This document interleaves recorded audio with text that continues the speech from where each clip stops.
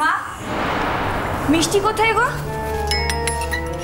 কেন রে, হঠাৎ বাড়িতে ঢুকে মিষ্টির খোঁজ করছিস? হ্যাঁ, এই কি আছে কি? দিদি কোথায়? অদ্রিজা বাড়ি চলে গেছে। সে কি আমাদের কাউকে না বলে চলে গেল? বাড়ি থেকে ফোন এসেছিল, আন্টি ফোন করেছিল, এমার্জেন্সি ছিল তাই বাড়িতে চলে যেতে বাধ্য হয়েছে। এই কার এমার্জেন্সি হলো রে? হ্যাঁ, তুই মানে বাড়িতে কোনো প্রবলেম হয়নি তো তার?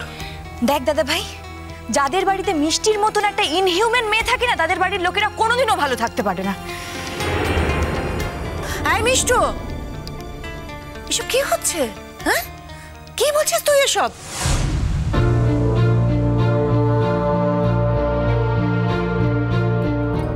হ্যাঁ রে, তোরা কোথাও বেরোচ্ছিস নাকি? হ্যাঁ মা, মেঘলাকে নিয়ে একটু বেরোচ্ছি। আসলে অনেকদিন বাদে একটু সময় পেলাম তো, চিন্তা করো না, তাড়াতাড়ি ফিরে আসবো। হ্যাঁ, যাও যাও, ভালো করে আনন্দ করে ভাইদার সাথে ঘুরতে চাও। এদিকে যে একটা লোক মরে যাচ্ছে তাতে তোমার কিচ্ছু যায় আসে না।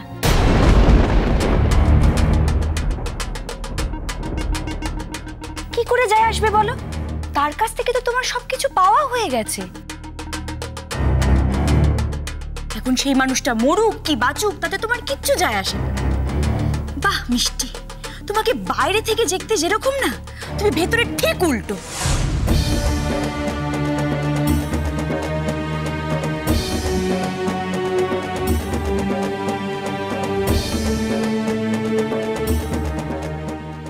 মিষ্টু, তুমি কাকে কি বলছো জানো?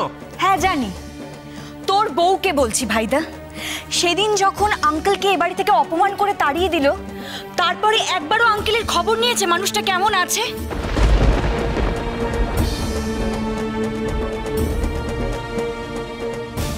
আঙ্কেলের খুব খারাপ অবস্থা ভাইদা,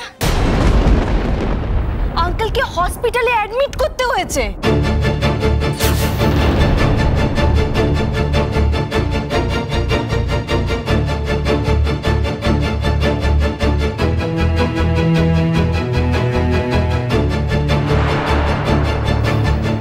যদিও তাতে ওর কিছু যায় আসে না, কারণ ওর তো নিজের বাবা নয়,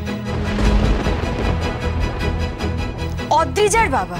তাই অদ্রিজা ঘটনাটা শোনা মাত্রই ছুটে গেছে। আর এই সমস্ত কিছুর জন্য দায়ী মিষ্টি। আঙ্কেল এখান থেকে চলে যাওয়ার পরই নাকি খুব অসুস্থ হয়ে পড়েছিলেন, তারপর এখন বাড়াবাড়ি হয়েছে। কি মিষ্টি, খুশি হয়েছে তো তুমি? কি হয়েছে মিষ্টু? বাবির কি হয়েছে বলো না প্লিজ। একদম ন্যাকামি করবে না, একদম ন্যাকামি করবে না।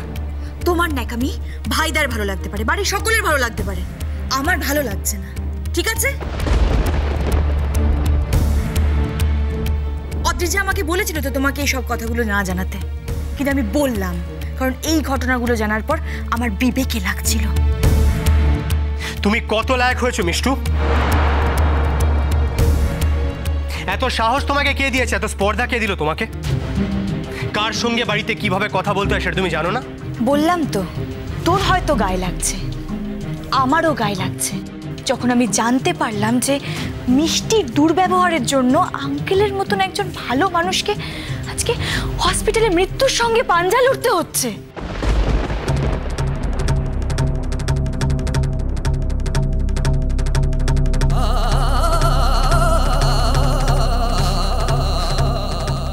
বাবি,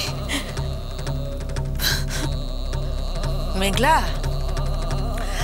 মেঘলা, এখন এভাবে কাঁদছো তুমি? হ্যাঁ, আমরা সবাই তোমাকে অনেকবার বারণ করেছিলাম ওনার সাথে এই ব্যবহারটা করো না, করো না, তখন তুমি শোনোনি।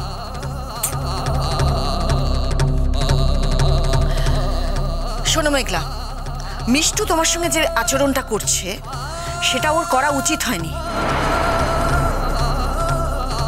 এটা আমি মানছি, কিন্তু তুমি তোমার বাবির সঙ্গে যে আচরণটা করেছো সেটাও তোমার কখনো করা উচিত হয়নি। না মেঘলা, আমরাও কিন্তু এই ঘটনাটাতে তোমার উপর খুব বিরক্ত। মানে তোমার কিন্তু আঙ্কেলের সঙ্গে এই ব্যবহারটা করা একদমই উচিত হয়নি। ঠিকই, এখন তো আমারই দোষ। তোমরা সবাই মিলে শুধু আমাকেই দোষ দেবে।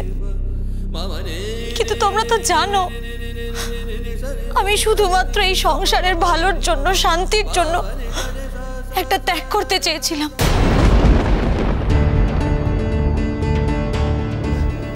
বাবা বাবা বাবা, আমি তো তোমার পা ছুঁয়ে কথা দিয়েছিলাম, তুমি তো চেয়েছিলে যাতে আমি আমার অতীত জীবনের সাথে যোগাযোগ না রাখি। তুমি তো চেয়েছিলে বাবা, আর শুধুমাত্র সেই জন্য আমি আমার ভাবিকে আঘাত করেছি।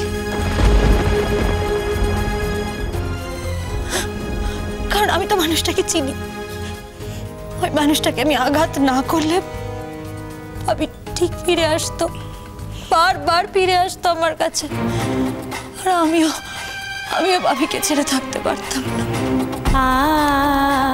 কিন্তু আমি তো ভেবেছিলাম ভাবি আমার নিজের, আমি ঠিক ভাবিকে বুঝিয়ে নিতে পারবো, ভাবিও বুঝবে।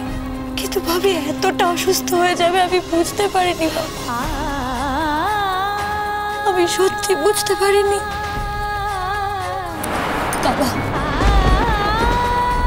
বাবা, আমি তোমার পায়ে ধরে আবার ভিক্ষে চাইছি,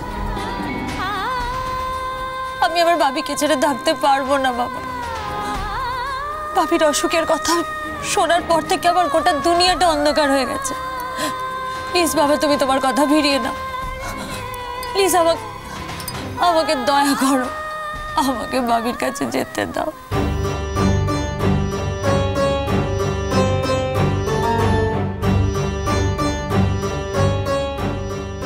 আমাকে ভাবির কাছে যেতে দাও।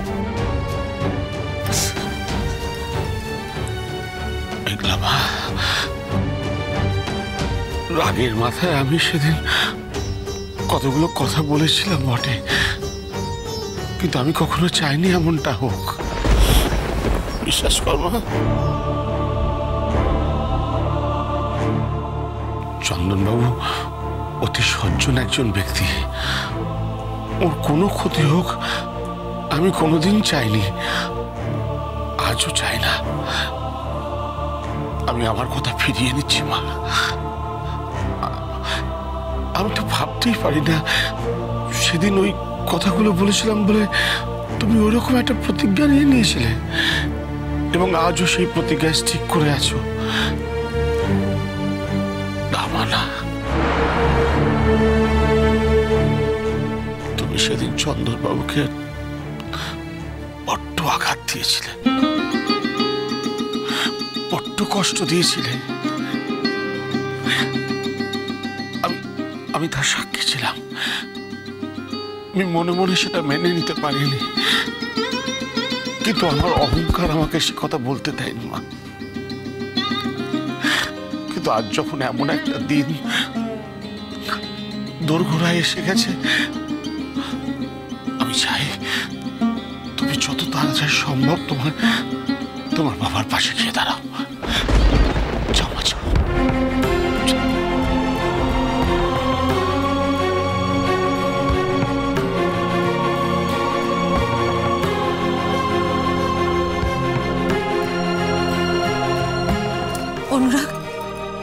অনুরাগ বলো না আমার ভাবি ভালো হয়ে যাবে তো, বলো না আমার ভাবি ভালো হয়ে যাবে তো। অনুরাগ, তুমি তো কত বড় ডাক্তার, আমার ভাবিকে ভালো করে দাও প্লিজ, আমার ভাবিকে ভালো করে দাও। অনুরাগ, আমার ভাবিকে ভালো করে দাও।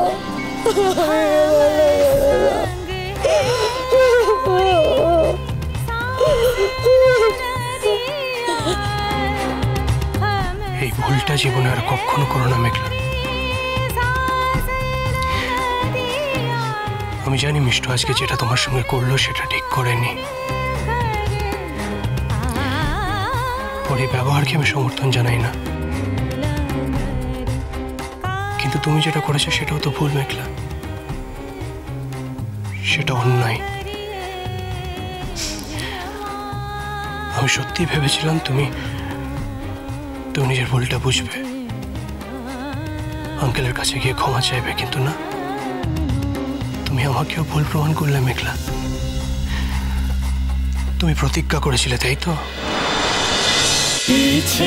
নদী Baby